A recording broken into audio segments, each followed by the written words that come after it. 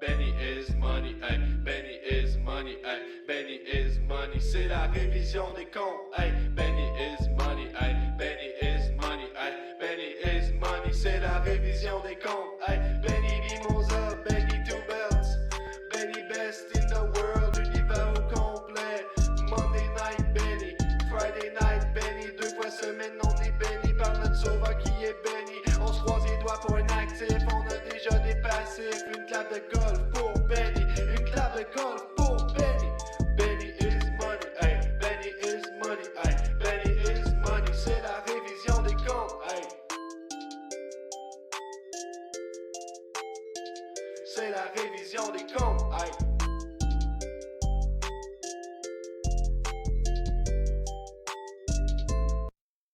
SmackDown, SmackDown, SmackDown, SmackDown. L'épisode 1152 de SmackDown du 17 septembre 2021, provenance de Thompson Bowling Arena à Knoxville, Tennessee. Pas un épisode de SmackDown qui va passer à l'histoire. Non.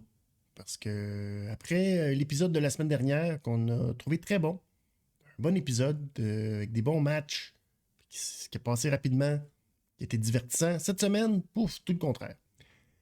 Je sais pas si l'équipe créative était en congé, mais ouf. Dure soirée pour SmackDown, malheureusement. Ça commence avec, naturellement, une promo de Roman Reigns dans le ring en compagnie de ses cousins et de Paul Heyman. Roman qui demande à Paul d'éduquer la ville de Knoxville, de leur expliquer pourquoi il est le Tribal Chief et qu'on devrait le reconnaître. Ben, Paul, il va de son même message qu'à l'habitude pour vanter Roman, mais il rajoute que le chef de la tribu n'a peur de personne, n'a peur d'aucune bête, n'a peur d'aucun démon. C'est plutôt les autres hommes, lutteurs, les démons et les bêtes qui ont peur de Roman Reigns. Et là, ben, Paul veut parler de Brock Lesnar. Et naturellement, réaction un peu mitigée, presque des criquets pour Brock Lesnar. S'il y a une chose qu'on a appris aujourd'hui, c'est que de se saouler dans un avion, c'est peut-être pas nécessairement une bonne affaire.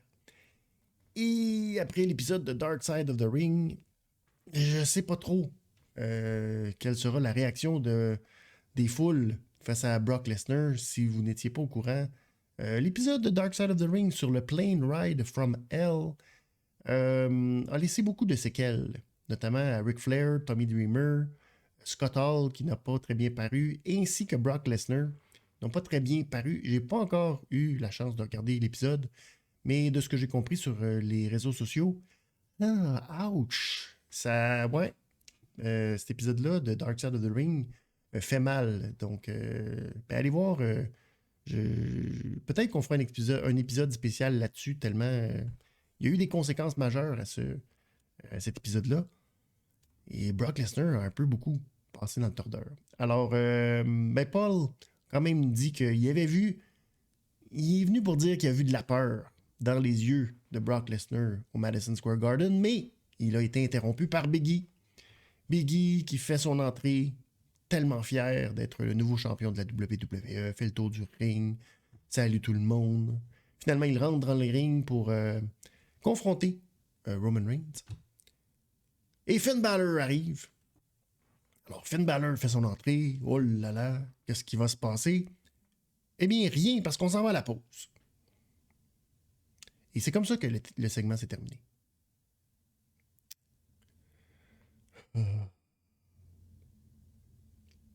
Les seuls faits à noter, c'est que Biggie avait un chandail New Day, mais New Day était écrit un peu comme le film The Godfather, alors que le chandail de Bloodline de Roman Reigns est un peu comme celui des Sopranos. Fait que là, il y a cette petite wow, qu'est-ce qui va se passer? Bien, je vous le dirai pas tout de suite, mais il va se passer quelque chose par rapport à ça. Mais c'est tout. Parce qu'au retour de la pause, on a un match par équipe, Finn Balor et Biggie qui affrontent les Usos. Roman Reigns n'était plus là. Tout ça a duré comme un bon 12-13 minutes. Puis finalement, il s'est rien passé. Alors, c'est un peu comme ma voix qui est un peu, qui manque un peu aujourd'hui. Je suis comme on dirait qu'il manquait quelque chose à ce segment pour nous. Ben, c'est ça. Alors, passif pour commencer l'émission qui nous grogne pas du tout à regarder SmackDown. Donc, on passe au premier match. Finn Balor et Big E qui affrontent les Usos. Et alors que les Usos pensaient avoir le dessus sur Big E, Balor est intervenu avec un dropkick, avec un sling blade sur Jimmy et Jay.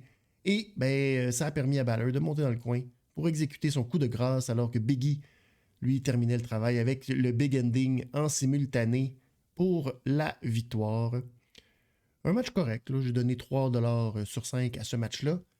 Mais j'ai toujours de la misère avec les champions par équipe qui affrontent deux gars qui n'ont jamais lutté vraiment ensemble et qui perdent aisément. Qu'est-ce que c'est ça? Je comprends la situation, puis on veut garder Big E fort, puis on veut garder Finn Balor fort, mais là, ça a l'air complètement ridicule pour les titres par équipe. Alors, j'ai pas le choix de mettre ça dans la colonne des passifs, malheureusement. Après le match, il y a eu un petit segment entre Roman Reigns et Paul Heyman dans sa loge. Et là, Roman demandait à T-Paul, dis-les donc, qu'est-ce que tu sais, là? T-Paul dit, non, je sais rien. Puis là, Roman dit, regarde, on fait semblant que je le sais. Fait que dis-moi les dons. Puis là, T-Paul est comme, non, je te jure, je ne savais pas que Brock Lesnar, il serait à SummerSlam. Je ne savais pas, je te jure. Et d'après moi, il est juste parce qu'il a peur, là, qu'il nous a dit ça pour nous faire peur, tu sais. Parce qu'il a peur de toi, tu sais. Puis là, Roman a dit, ouais, mais il va-tu être à Extreme Rule? Puis là, Paul il dit, non, c'est sûr que non. Puis là, Roman a dit, comment ça tu le sais? C'est parce que je pense, là, je me dis, c'est comme, tu sais, ça n'a pas de bon sens. Je pense qu'il sera pas là, tu sais. Fait que Roman, il dit, moi, je te paye pour penser des affaires. C'est pour que tu saches les affaires avant qu'elles arrivent.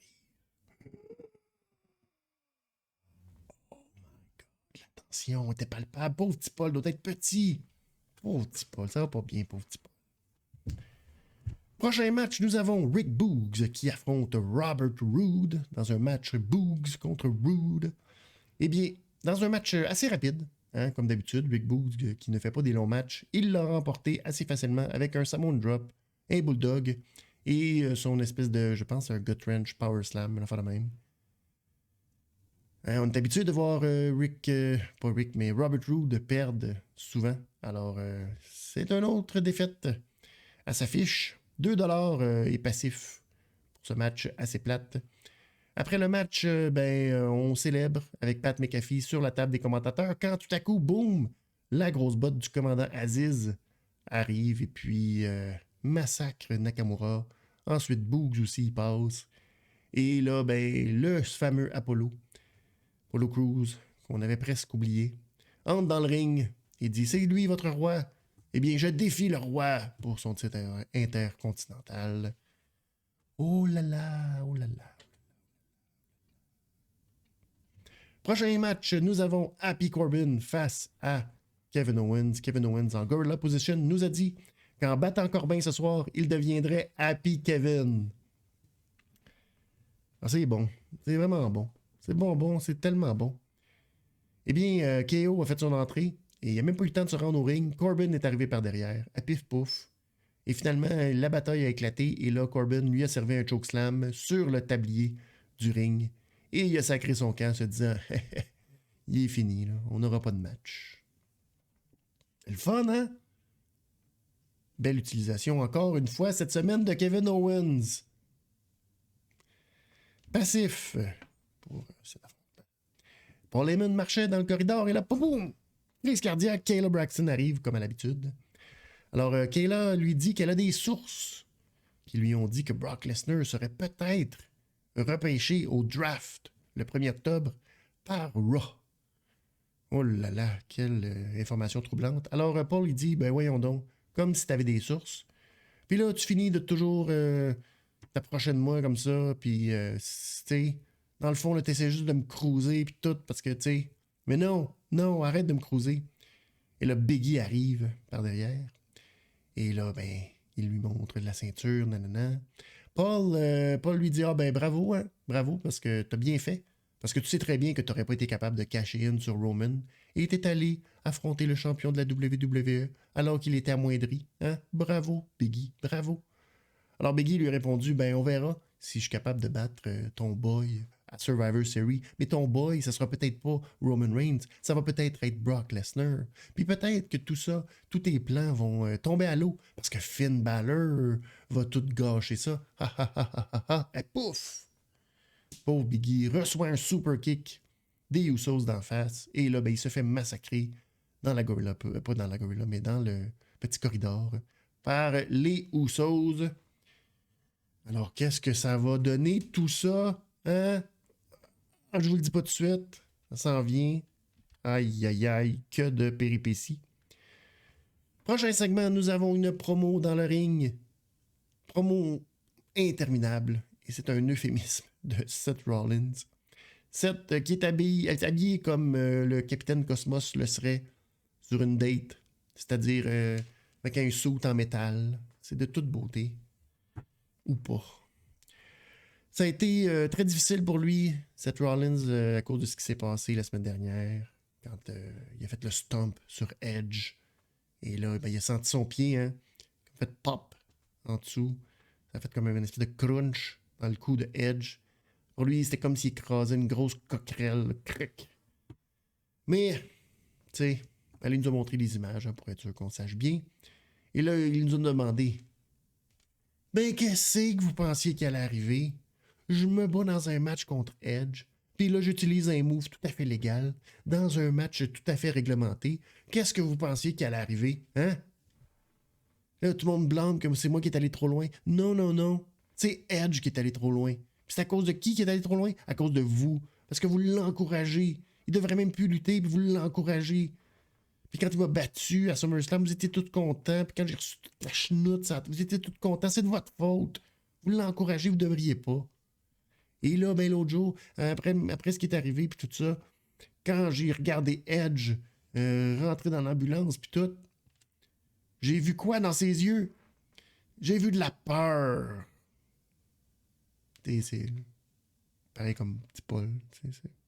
Alors, il a vu la peur, puis là, il s'est dit « Oh non, je me sens pas bien. » Puis là, juste une seconde.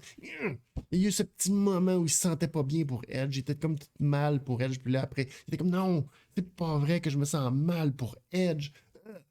Oh, je me sens pas bien. Oh, ah, oh. » Fait que je dois en finir avec Edge. Puis il l'a regardé par la caméra, puis il dit « Si t'es chez vous, puis tu regardes ça, ben, je te défie, puis je sais pas si t'as le courage, puis émotionnellement, si t'es prête à m'affronter, mais moi, là, il faut que j'en finisse avec toi. » J'essaie de comprendre. Le gars, il s'est envoyé à l'hôpital, il a cassé le cou. Non, c'est pas suffisant. Il veut encore plus le terminer. Oh! Hein, on est à la même place avec Edge qu'on est avec Randy Orton. On est à la même place avec Seth Rollins qu'on est avec Rey Mysterio puis son œil. C'est bonbon, c'est rafraîchissant. On se dit, oh mon Dieu, que c'est le fun.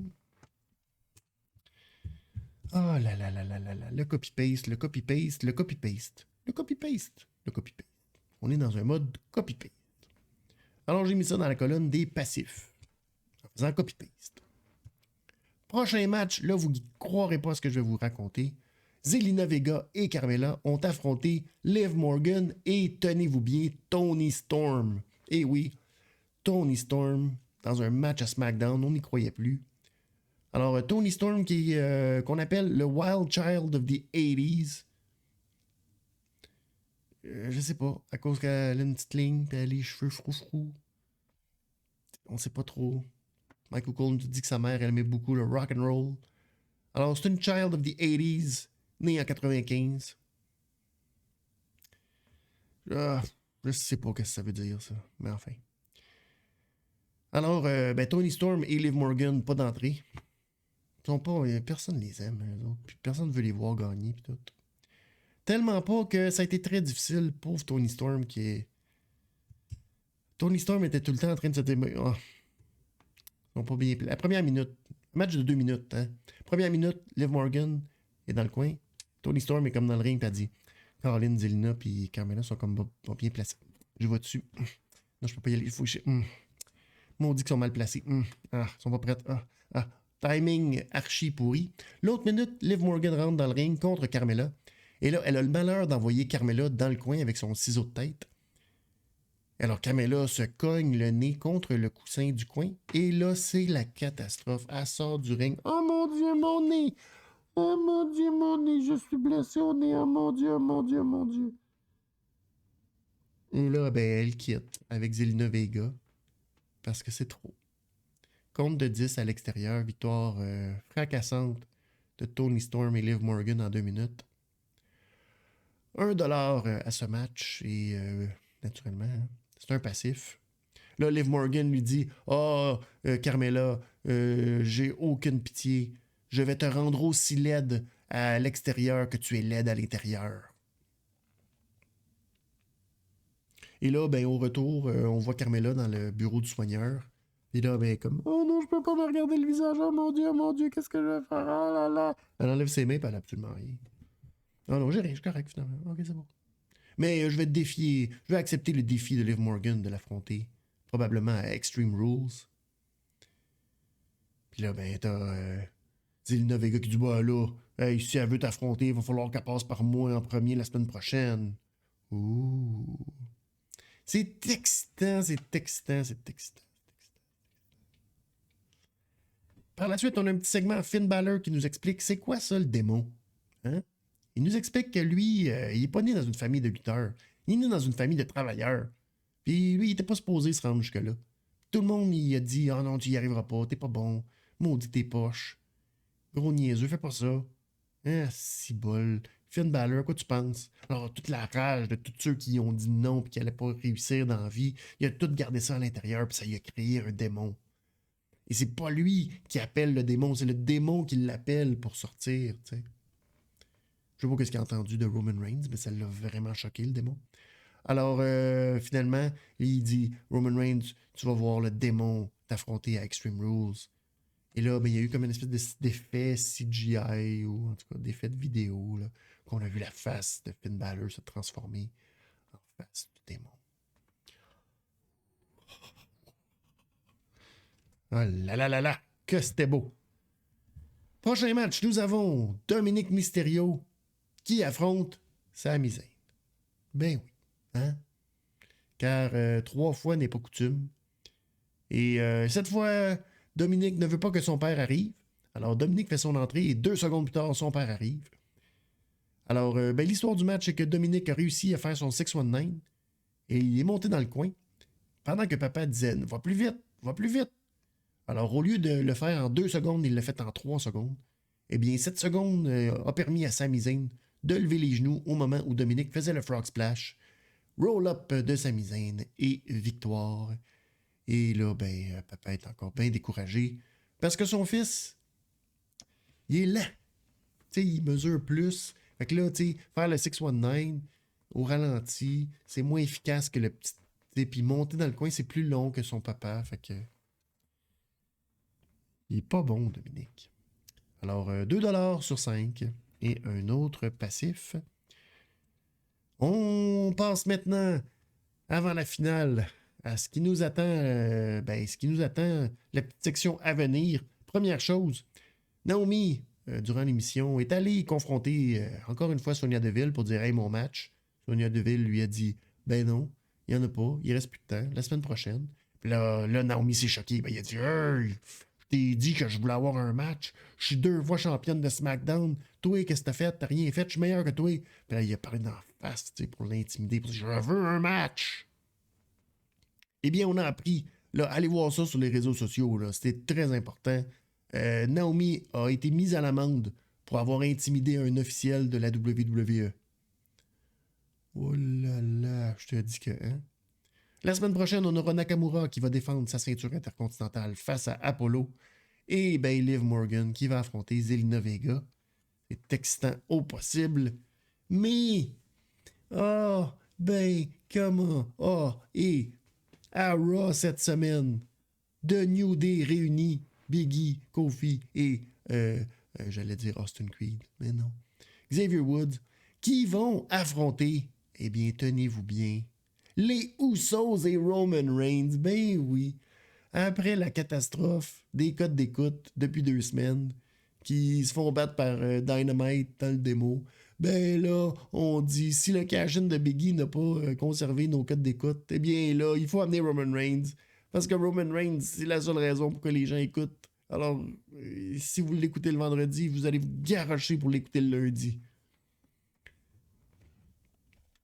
Ça sent le désespoir.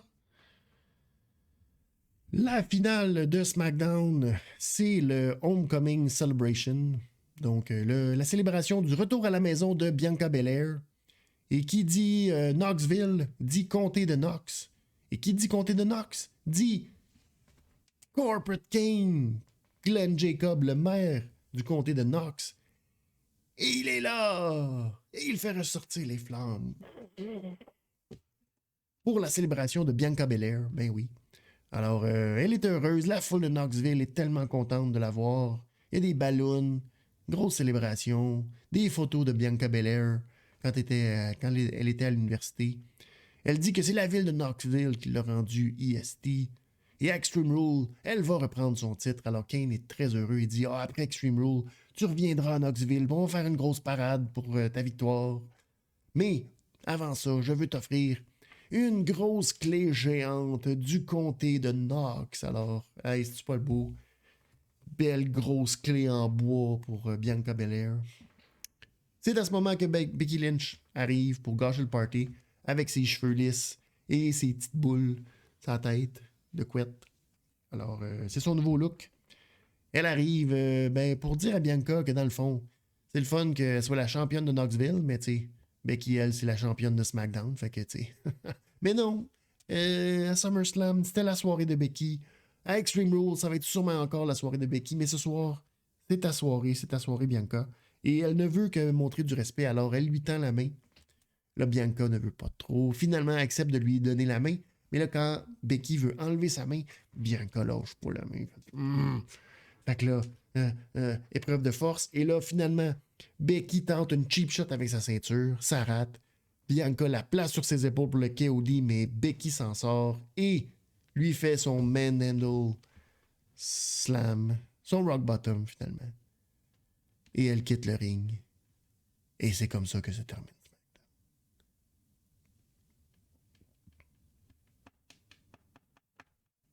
Le homecoming d'une ancienne championne qui a perdu son titre en 26 secondes.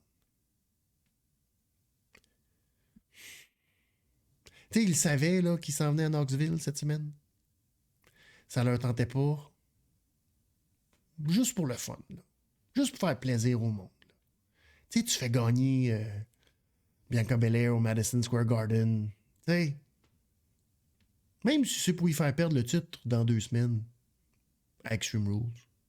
Tu sais, juste pour qu'on ait une célébration le fun. Puis tu commences le show avec ça. Bianca Belair qui arrive en grande championne. La foule est pépée. Puis comme, oh my God, c'est notre championne. Non. C'est notre aspirante qui a perdu en 22 secondes. C'est elle, mais on l'aime parce qu'elle vient de chez nous. Puis à la fin du segment, tant qu'à, tu sais, chez eux, ce serait le fun qu'elle pogne Becky Lynch, puis que là, il fasse le KOD au travers de la table, faire « Je suis la championne de Knoxville, ici, c'est chez nous, c'est moi qui domine! » Mais non, elle se fait encore battre par le même move qu'elle a perdu en 26 secondes à SummerSlam. Bravo! Du beau booking valorisant, du beau booking qui fait en sorte que les gens sont heureux, puis qu'ils se disent « Colin, c'est le fun! » C'est des belles émotions, ça, que de voir celle que tu vas encourager parce qu'elle vient de chez vous, puis c'est ça. Alors, ça a été ça, SmackDown, ce soir. Un passif après un autre. Passif. Je sais pas quoi qu'il pensait, sérieusement. Oh, je peux pas dire que c'était un des pires, mais Colin, il avait mis la barre haute, très très haute la semaine dernière avec un très bon SmackDown. Très bon match. C'était divertissant, ça a passé vite. Cette semaine, tout le contraire. Très très très ordinaire. Très grosse déception de SmackDown qui... ouf. Méritent même pas 1,5, je pense, dollars. Je pense que je leur donne 1,25. Je suis même pas fâché, SmackDown. Tu m'as déçu. Merci beaucoup d'avoir été là. N'oubliez pas de vous abonner à la chaîne de la révision des comptes pour avoir les notifications quand on tombe en direct les lundis à 23h15 et les mercredis 22h15 après Dynamite. Vous pouvez aussi aller regarder la révision des comptes de AEW Rampage de l'édition du 17 septembre 2021. Bon week-end tout le monde et on se retrouve lundi.